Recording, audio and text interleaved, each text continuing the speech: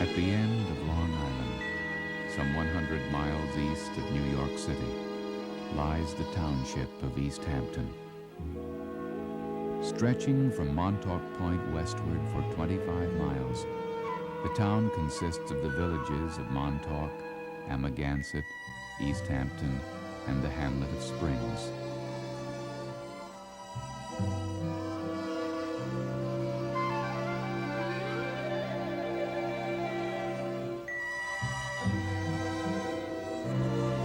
Founded in the 1640s, East Hampton has for nearly 100 years been a noted summer resort.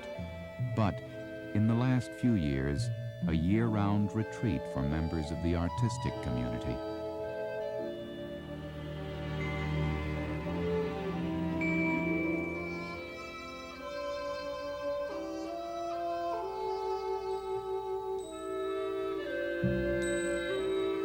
Here is a town reflecting a 19th century lifestyle, suddenly faced with all the pressures that have surfaced as we near the end of the 20th. Not yet engulfed, as so many other communities have been, East Hampton's ability to compromise with the realities of our times may indicate the ability of other areas like this to survive in tomorrow's world.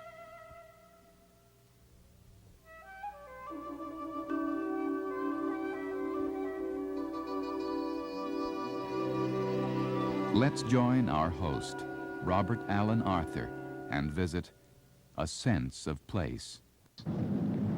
This is the town that I've known for nearly 25 years. The business section of East Hampton Village lies straight ahead. Last summer, on a busy weekend, 1,500 cars an hour were clocked at the intersection of Main Street and Newtown Lane. And we're told that even 600 an hour will cause traffic jams. Yet, they keep coming. Here's the Guild Hall, the cultural center of the community. Over the years, the Guild Hall, a non-profit establishment, has been supported partly by community and partly by public funds. In its theater and galleries, year-round, one can see the best of the local creative talent on exhibit and in performance. Director of Guild Hall, Inez Whipple, has for some 25 years seen the expansion of the artistic community, and to give proper credit, been surely instrumental in promoting that growth. There's something in the atmosphere here that nourishes the creative spirit. Now, probably even more than in the early days. This is kind of the last spot on Long Island that seems relatively untouched. And there's something in this atmosphere. There's a certain color to it. There's a certain beautiful misty quality to the air on certain days. The skies have an unusual quality. And again, those stretches of green, which you don't see much anymore. Further, I think that the artists today come for another reason. I think they find, they interact with the other creative people that come. They find their peers here, whether these people be writers or poets or composers, and we have many of all here today. The Montauk Highway leads through East Hampton. Along this tree-lined roadway can be found the graceful pre-revolutionary homes of families whose roots in East Hampton go back for generations. Some of the houses have recently been acquired by wealthy newcomers, and so it goes. In the center of town is East Hampton Village. Much of the business is seasonal, depending largely on summer trade. Many artists live just north of East Hampton Village in the once serene former farm and fishing community of the Springs. It's possible that the artists who arrived here in waves during the late 40s and early 50s were attracted by the Springs' bucolic qualities. But it's also possible they came because living was comparatively cheap here. No longer the case. In the past 15 years, helped along by developers, land values have jumped tenfold. The star of the area, both in life and in death, was and still is Jackson Pollock. whose painter wife, Lee Krasner, now divides her time between here and New York. The Pollocks bought their old frame house on Fireplace Road in 1947. But even before their arrival, Harold Rosenberg of Neck Path was an interested observer of the local art scene.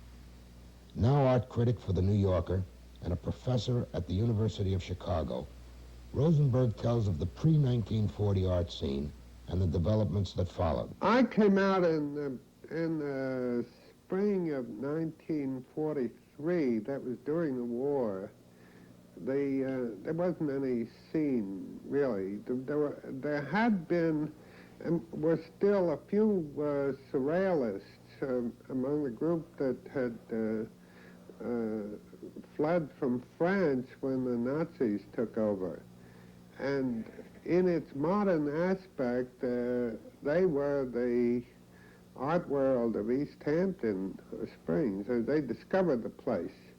Around the time of Jackson Pollock and shortly thereafter, was there a greater influx in artists coming to the area? Well, it took a long time. Pollock showed up about 3 or 4 years after I did, and he wasn't well known. You mustn't look back at things as if he were the Pollock of 1972, who happens to be dead. At that time, he was a young artist, and his coming out here didn't mean very much to anybody, but he liked the place, and we all talked about it, so slowly more artists came out. And, the main thing was that it was a very nice place. There wasn't any particular attraction. Artists were not attracted at the beginning by artists. It's the people who are not artists who are attracted by artists. Well, we visited some friends in 45, the summer of 45, who had rented a place here on Louse Point. And we were Jackson and I were invited to come up for a weekend, I guess it was. Neither one of us had ever been in the area before. And these people we were visiting were looking for a house. We accompanied them through the area. Just came to me after dinner one night. I said something like, why don't we rent out here one winter? Sublet on 8th Street, bring out canvas books.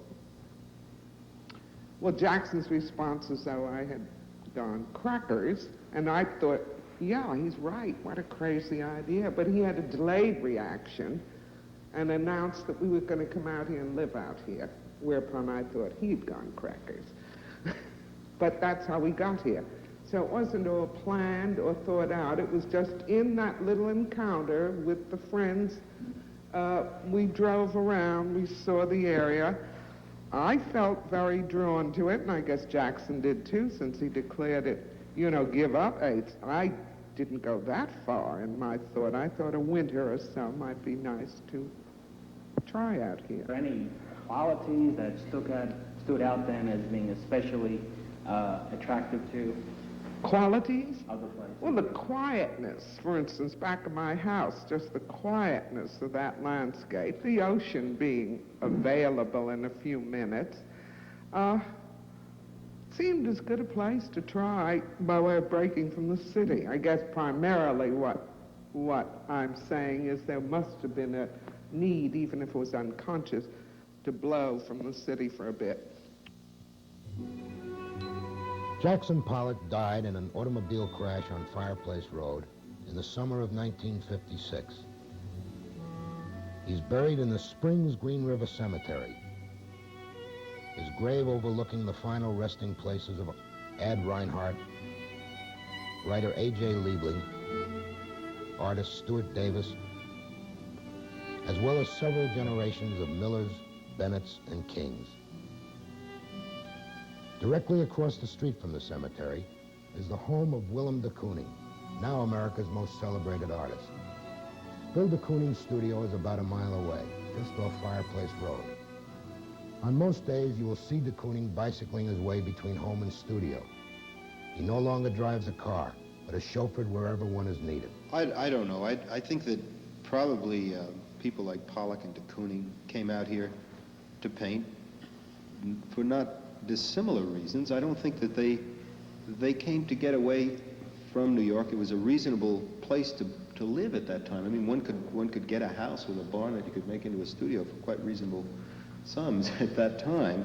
And I think that when abstract expressionism was truly germinating in New York, for figures like de Kooning and Pollock, my impression, and of course they've never said anything to this extent, I think they had to get away from New York in order to really paint their thing, you know, to really find out what it was about. I think when a painter finds himself in a strange kind of image, he doesn't quite understand what he's doing himself, you know. And perhaps that's what it was about. But I don't think it had anything to do with the sea or the potato lots or anything of that sort. I agree with Balcom. I don't see any connection. I know personally numbers of painters who came out here who I know do not like the country. Mm-hmm. They came for several reasons. One, to get away from the heat of New York, or negative reasons, like you say. They just didn't like New York anymore. Or their friends were coming here. Huh? Or their friends were coming It was a here. social... That's the leading cause, actually. Yeah, Maybe sort of the flocking main there, reason. herding tendency. Everybody's going there, so Yeah, yeah. it's an art colony, I guess. Yes. 4 local painters who recently exhibited in a Guildhall art show: Sheridan Lord, Jane Freilicher, Balcom Green, and Ralph Carpentier. Somehow, being out here, I found all of my training, and I studied with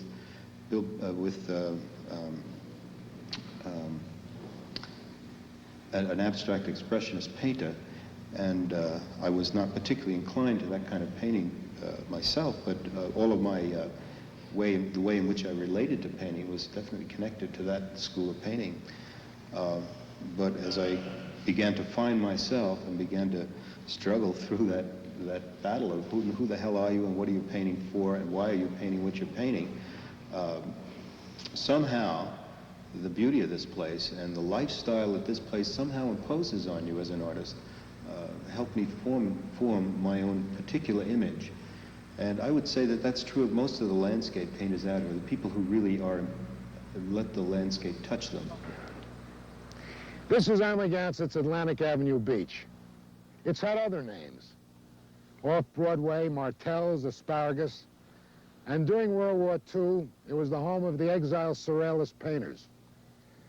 Later, the artists were followed by writers and actors, many of whom were in the New York show business scene. Each has his reason for being here, and each has a special feeling for the area.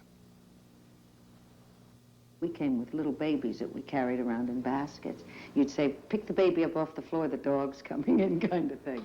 And then as they got older, we had to expand, you know, the house had to get bigger. And then we moved from the bay to the ocean. The ocean mostly attracted us, and the fact that it was, at that time, much quieter than it is now. It wasn't a popular resort at the time. And in the past 10 years, I've made movies in Crete, Cambodia, Spain, France, all around England. Each area had its asset, but East Hampton seemed to combine them all. It had sandy beaches. Most of the European beaches are not sandy. It was cool. Most of the European beaches were quite hot. The ocean is rough and has great character here. The Mediterranean is calm and lake-like. So each one had its advantage, but East Hampton seemed to combine them all. The value of this place for me is the recharging of the emotional batteries. You know, after a season, either making a film or a play, to come out here in the quiet and the beauty and the clean air. And all the pressures seem to go as you come to East Hampton. You walk on the ocean or go bicycle riding, and it relaxes you. I thought I was going to be married several times, and I thought I was going to wear fur on the bottom of my dress. And now you should get the reaction. Eli Wallach and his wife Ann Jackson enjoy active show business careers and solace in East Hampton. No, you know, the very interesting thing is, when you're starting in a career, you think of making your mark. You don't think so much of the boring aspect. of sitting around afterwards and thinking, I don't want to do that, or I hate to do this. The drive and the spark that exists as a young actor or a young craftsman is what's marvelous and refreshing. I know that I never thought in terms of what I could buy for what I was making. In the first place, I never thought I should get paid for what I was doing, because secretly I thought, oh my God, I mean, if I should pay them for letting me do it, you know, for letting me act. As you get on with it, you know, and it does become a trying experience, then you realize that you do have to get paid for it. But it wasn't ever, you know, actors used to buy houses and name them after movies or plays. I never really understood that, because the work and the money were never the same thing to me. And the life career span of an actor is this, or bigger, and he finds that the best tonic, the best thing in the world is the work. That the rest are all coupon clipping. You see, you don't have to work anymore. You just clip coupons or invest or become a businessman. That's not the secret of the actor. What is coupon clipping? Well, dividends and interest payments and things like that. Oh, well, you know about it anyway. Yes, I do. What I'm saying is, when you start out, you think, all I want to do is act. And after a while, if you're a successful actor in America, you accumulate an agent, an accountant, a business manager, a lawyer, financial advisor, and ulcers. Yes. Right? You know, I never thought I'd get to the point where I thought, I really don't like to act, or I really don't want to act anymore. I'm at that point now. Now, I do have to get paid for what I do, because it really is awfully hard work. Is there any one single factor you think that many people in film and in television and radio found about this place that drew them out here? I don't know if there's any one single factor. I think the proximity to New York City, obviously, is probably the most immediate factor. The ability to get in your car and drive out a couple of hours and get away from the hassle is a great attraction to all of us. Acting is something that always came easy for me, and I suspect it was a line of least resistance. It's popular for a lot of actors to go into great long detail about why they went into the theater.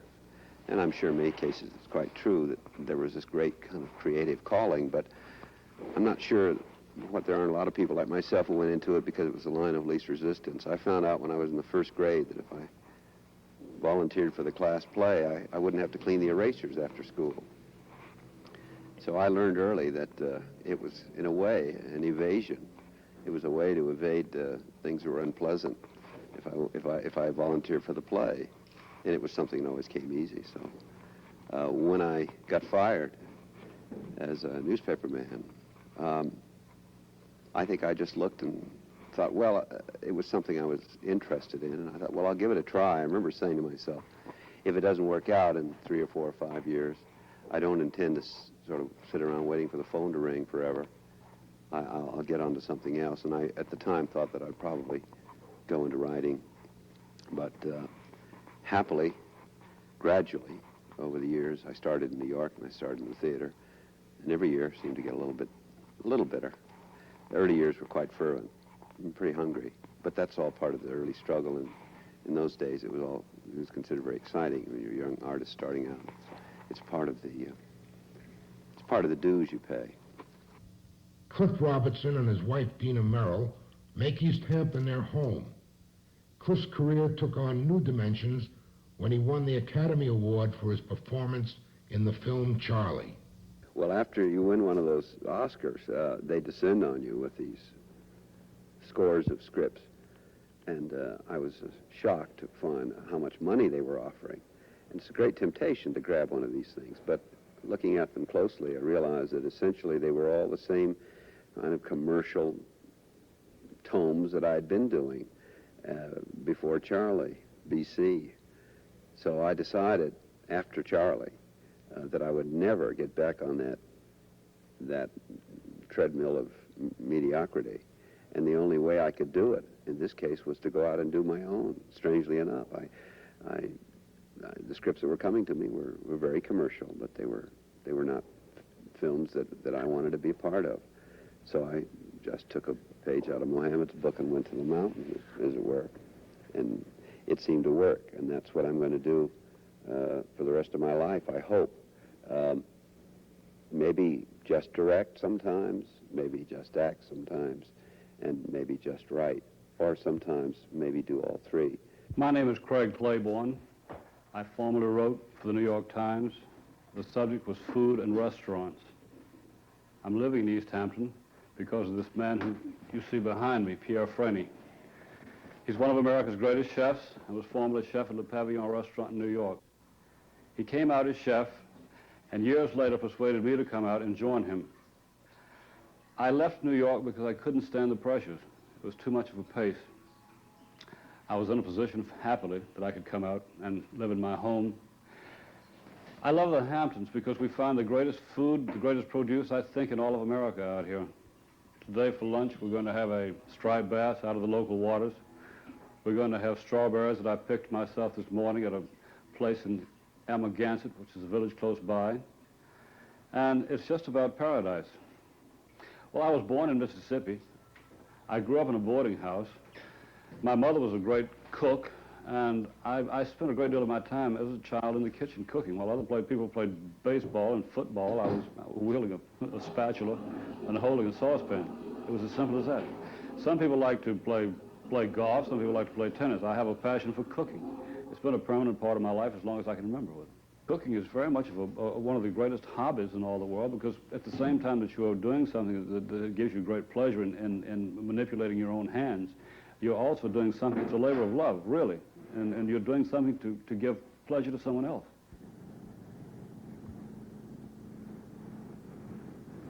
I didn't grow up in Manhattan. I grew up in Larchmont on Long Island Sound.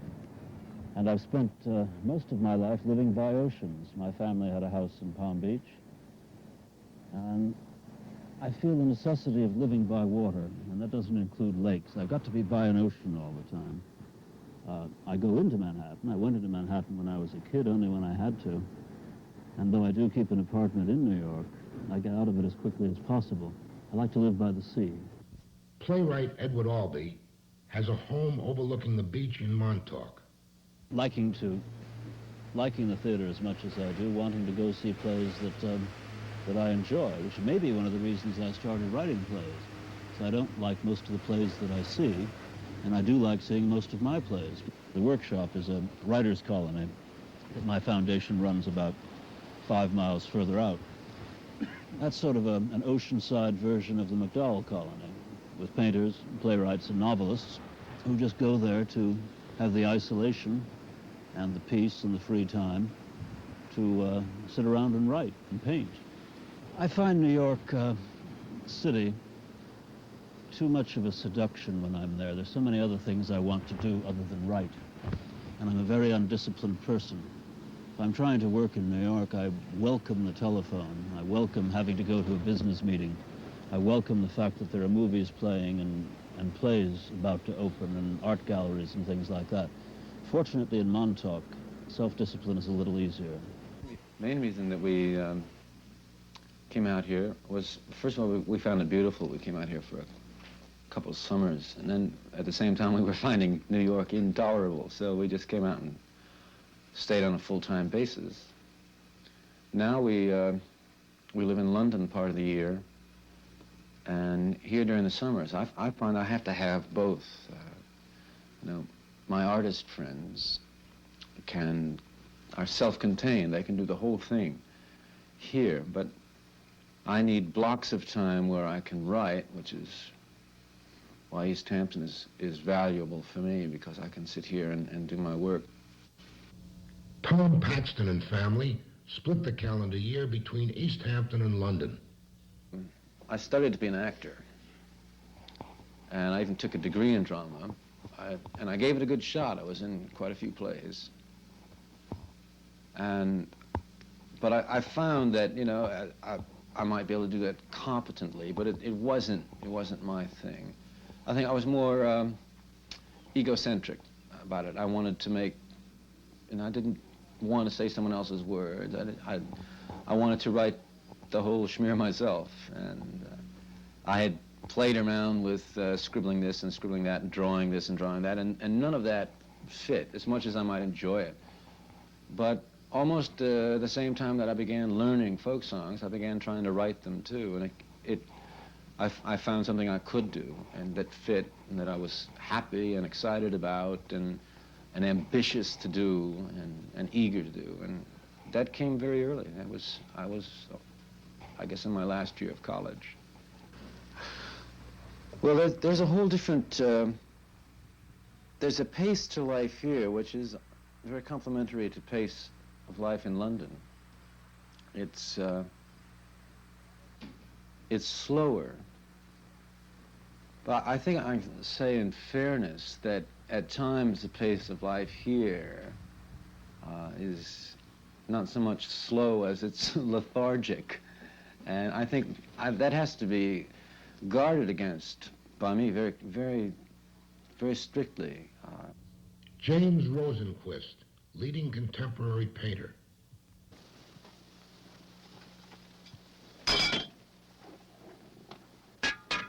People usually ask me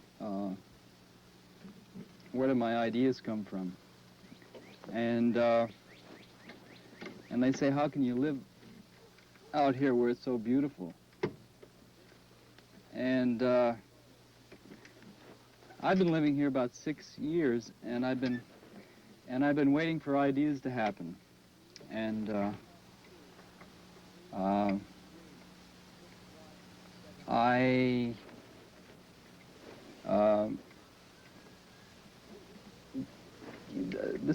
came out here to get some, in this specific place to make a drawing, make some sketches. And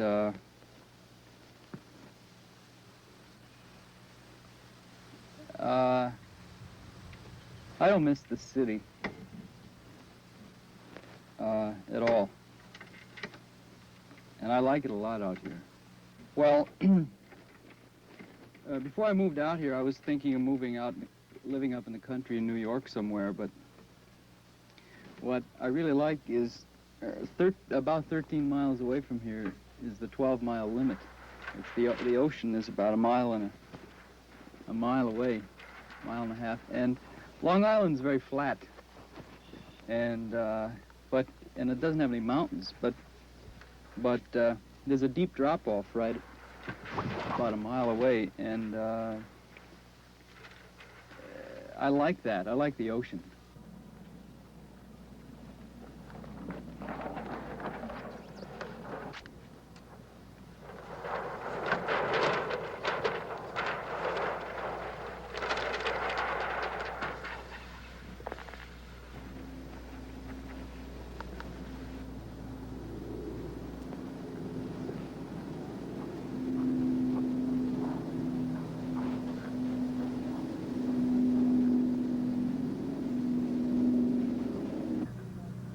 I'm not, it's an extremely isolated kind of privacy that you have here, which is terrific for work. I'm not sure about it, let's say psychologically, but until I can get this work done, I find it ideal. Well, it's beautiful, and it's an open space with change taking place all the time, which is what I think life is like. Except we don't have too much open space about it. We do have change all the time. And the open space is what I can use to work in, and try to fill up with my work and my words,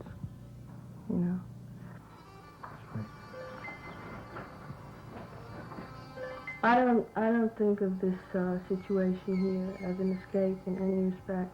I think of it as a very forceful way to confront yourself and say, okay, you haven't any distractions anymore, you have no more excuses, and you put yourself literally, if you're a writer, on the line, and you say, okay, what are you going to come up with, and is it going to be worth anything to anybody else? And out here, when something does happen that really is quite threatening, to everyone and to all the living creatures here, I find that that's a very good experience to have again and again. Keep it in mind. Well, aesthetically, you could say New York characterizes itself by a cacophonous experience, whereas out here there is a more relaxed, open, available sense of being available to others and to nature, whereas in New York the sense is that you must enclose yourself. Sense is you must enclose yourself and keep yourself strictly within certain areas to maintain your sanity and your function in New York. Well, how it reflects itself in your art is another question. As I said earlier, you cannot have a one-to-one relationship. You don't think in terms of one-to-one relationship. The fact that I live out here doesn't mean that I've completely abandoned my sense of New York. I've brought my sense of New York into East Hampton. And how I can learn to bridge the differences between East Hampton and New York is part of is really being worked into the poems themselves, really. I'm seeking for some kind of a synthesis. I know I can't turn my back on New York, and I can't laugh this down either. So I have to find something that organically constitutes my appreciation of both areas. And the poetry, while it deals with nature, at this point, a good deal of my poetry deals with nature at this point, its rhythms are rhythms that reflect my New York experience. I love the landscape. I love the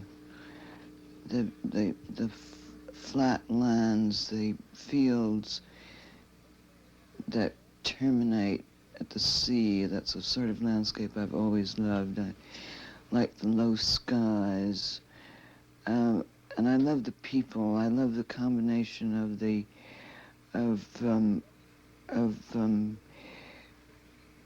agricultural and marine industry.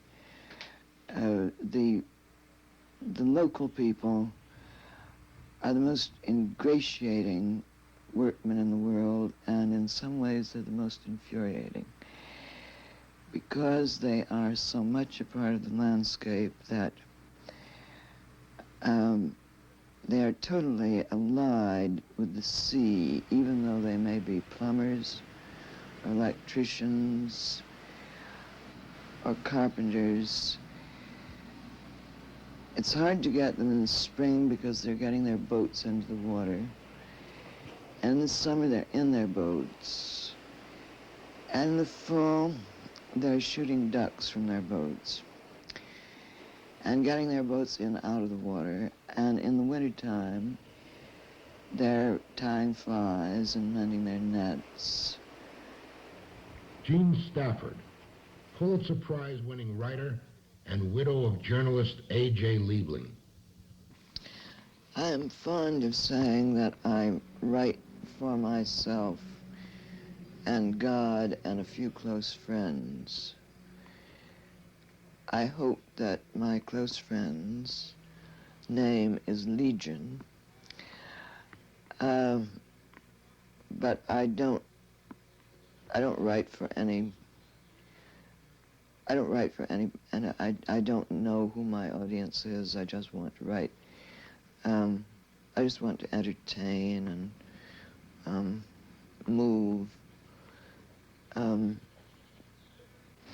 The trouble with cats is that they are not intellectual.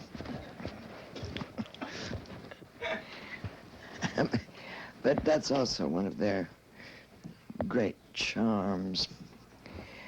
Well,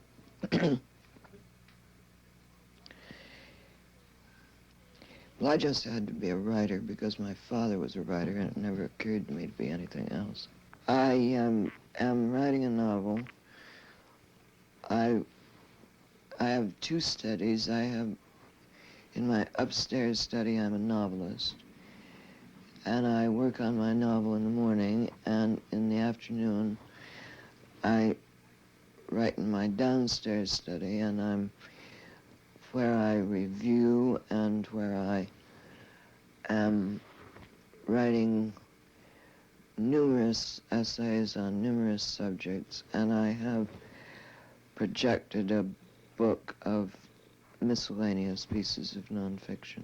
In some ways, I wish that I could pay my mortgage and the telephone bill and Uncle Sam and that wretched governor and all the rest of the bloodsuckers by, running a candy store. I really would love to run a diner for truck drivers. But since I don't quite have the physical stamina to do that, I review instead. In New York, I never felt that I was completely unpacked. And in East Hampton, I feel that I really feel that I live here and that I will die here, that my next move will be to the Green River Cemetery, where I have my plot. Although creeping urbanization is surely threatening East Hampton, the problem is largely a seasonal one.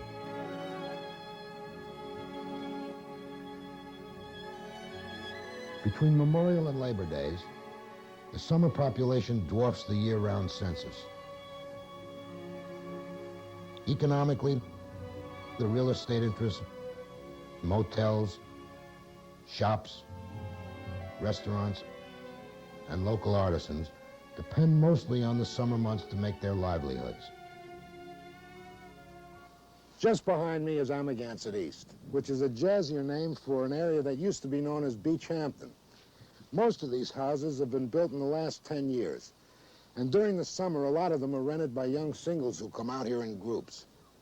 In spite of local laws, largely ineffectual, designed to prevent group rentals. Are these young people in themselves a problem, or are they a symptom of another problem, even greater?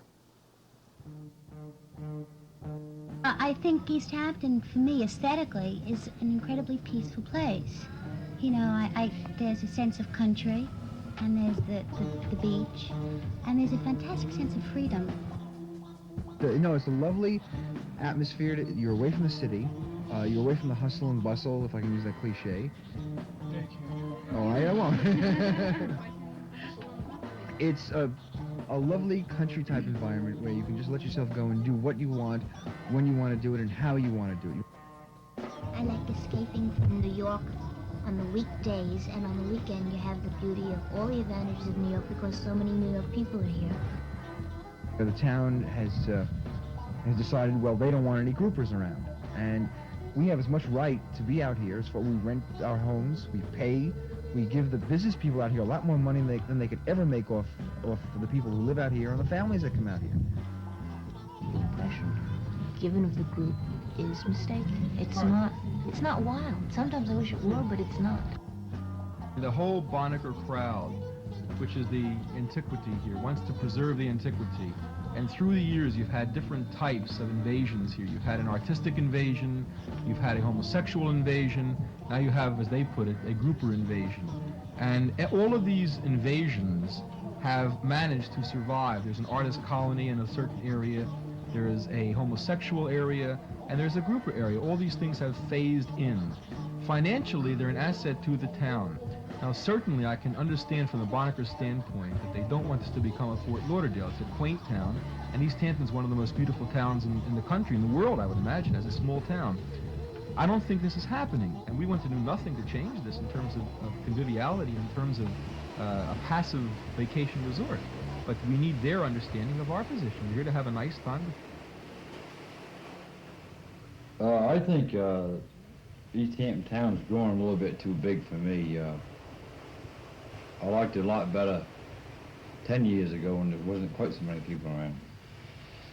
It's getting so, every year, there's more and more people coming out here, and it's just to me, you just can't move around here in the summertime for the people.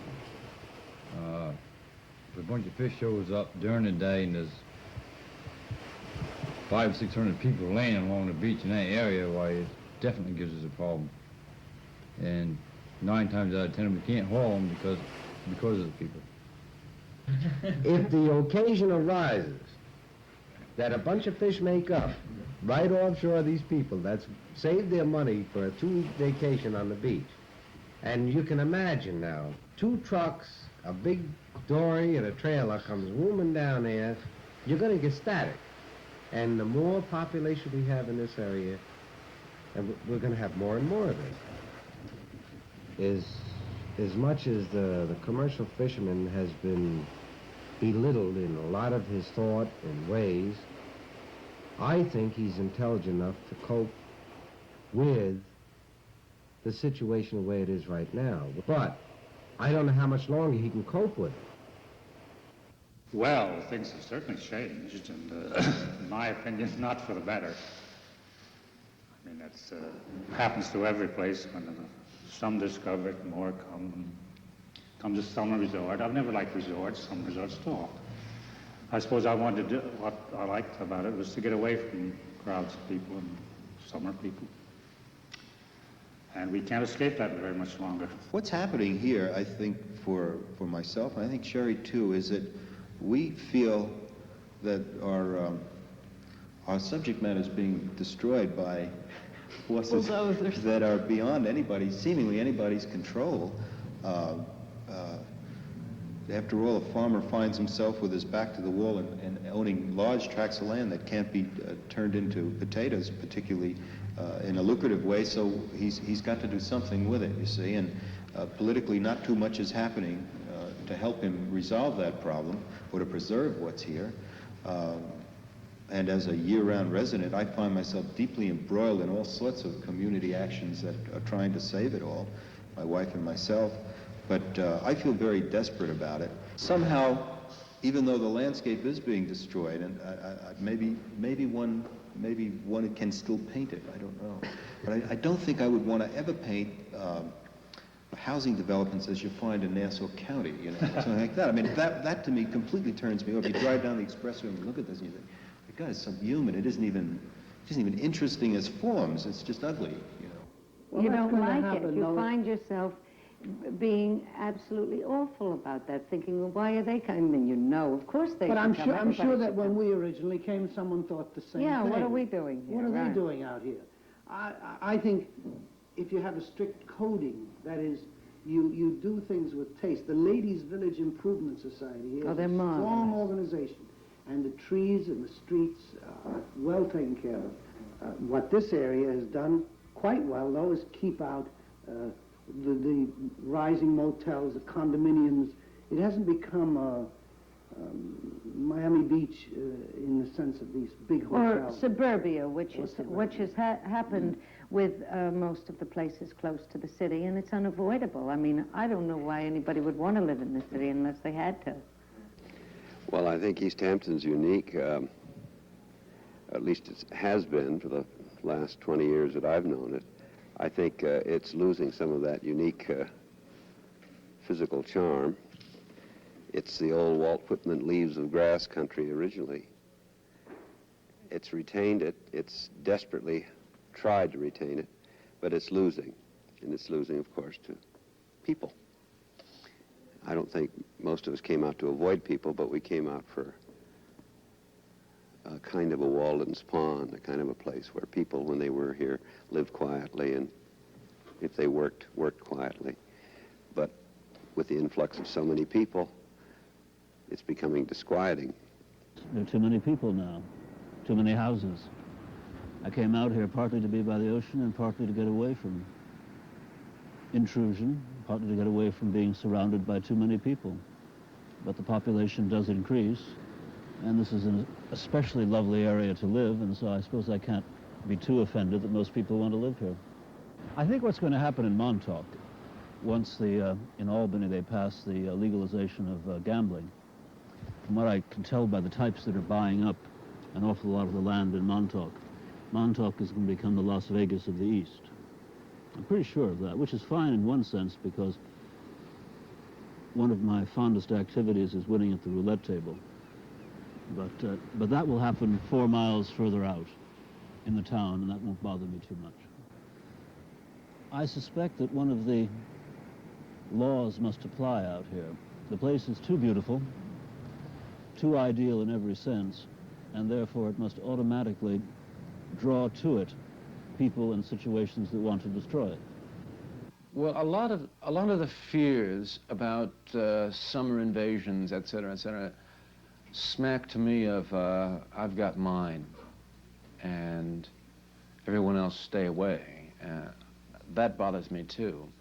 The nature of the invasion does bother me because it's all very well to do. They're building a lot of very expensive condominiums now that don't look very good and are very expensive and are bringing a lot of very privileged people. Well, fair enough. But I just don't think there's being any provision being made for low-cost housing. I just don't want to see this turn into some kind of ritzy suburb or something. I'd like to see all kinds of people here, and I don't see any provision being made for that. Well, I would say in the more and more in my few years down here that I see one of the differences between us and the town authorities, the natives, or whatever you want to call it, or my point of view anyway, is that I am very strongly in favor of having the authorities do nothing in general. Well, I mean, they should put out fires, let's say that, and educate the children and so on, but in general, do nothing. For instance, this is the whole ecology thing. I mean, you know, don't develop land, don't do things.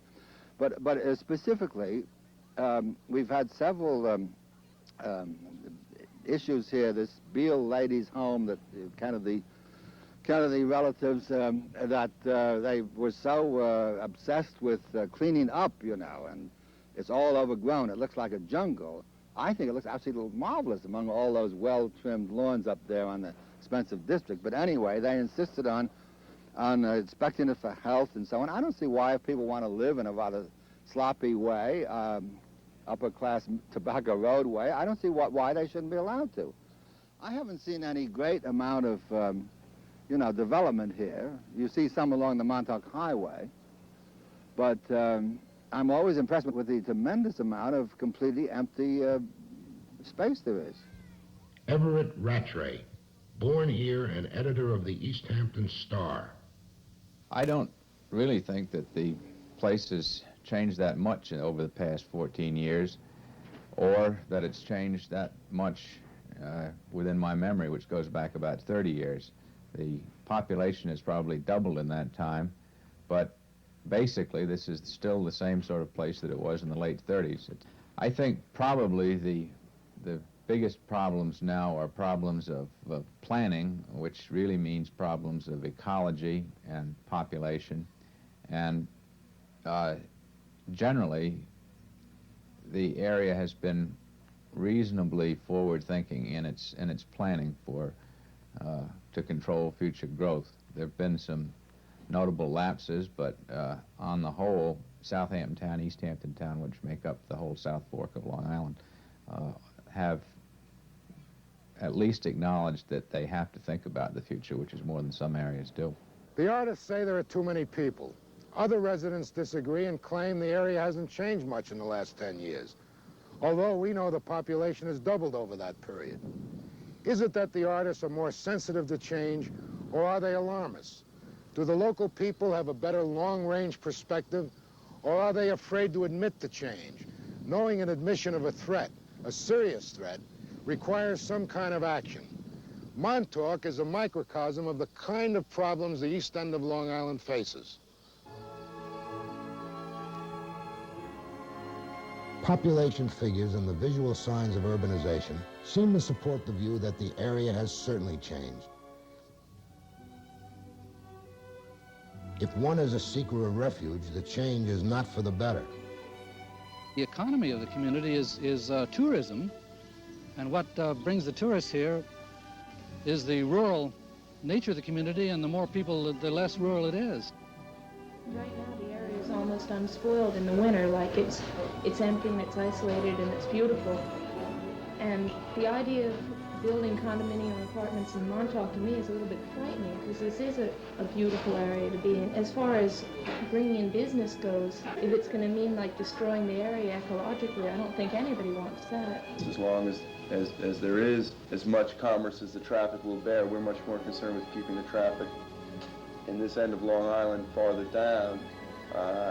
Maybe that's a very negative management kind of statement for people who are listed in the yellow pages as real estate developers. It is losing its character very fast, and shopping centers and condominiums and all those things are following us, and it's rather tragic, but I suppose it's inevitable. Somehow I find that useful structurally in a picture, and yet I recognize that it really is such a violation of what really is pastoral and beautiful. It's a very uneasy relationship between East Hampton and New Yorkers. East Hamptoners need them for the money and I suppose for the variety they bring into the lives of the settlers out here. But I don't know how long this sort of atmosphere can last with New York spreading itself in all directions. People come out here on weekends and they swell the population. It happens overnight. So in overnight, you get the frenetic rhythms of New York in East Hampton. In the last 10 years, because of this growing number of people that come out here for the summer, I suppose it all began farther back than that, but certainly in the last 10 years it's gotten very pronounced. And so you run into all kinds of people it's almost like New York by the sea. A number of the people in the artistic community are concerned with fighting against the greed of real estate speculators and people who want to rape the land and then leave it barren. There was some agitation that the open land, the potato farms, would be bought up by the county and leased to farmers who would retain its present beauty and he could afford it economically. And I certainly would approve of that. Crisis proportions or no, if the residents can agree on the problems and find a way properly and fairly to control growth, then East Hampton will be able to retain its identity.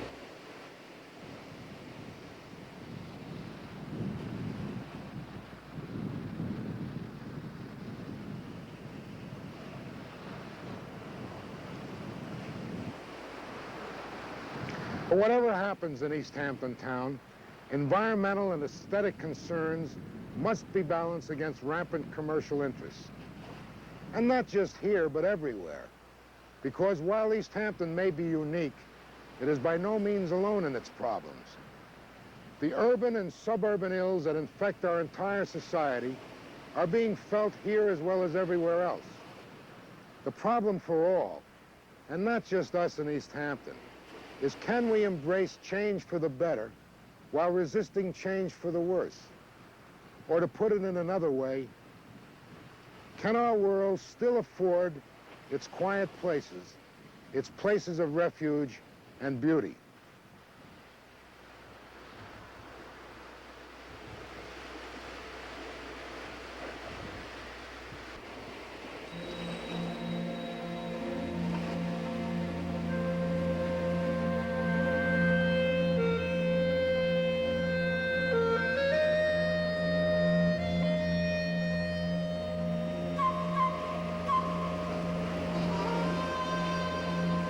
Thank you.